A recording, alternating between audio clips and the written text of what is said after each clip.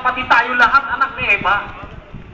Ako inaamin ko po yun mga kapatid. Pero pagkatapos po nung mga sumunod na talata na riches, paano mangyayaring anak ni Eva o mga anak ni Eva itong mga patutot at mga kasuklam-suklam sa lupa?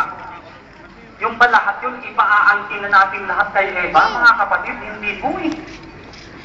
Hindi tatama. Sapagkat maliwanag po nung pagpapahayag ni kapatid na Daniel kanina, mga kapatid, na talagang hindi natin pwedeng ipaangkin, hindi natin pwedeng i-ascribe, kumbaga, na lahat na lang, sabihin natin, lahat na ng tao na nabubuhay. Ganun po yung nakasulat sa talata. Abay talagang hanggang ngayon, abay anak po ni Eva, hindi po pwede.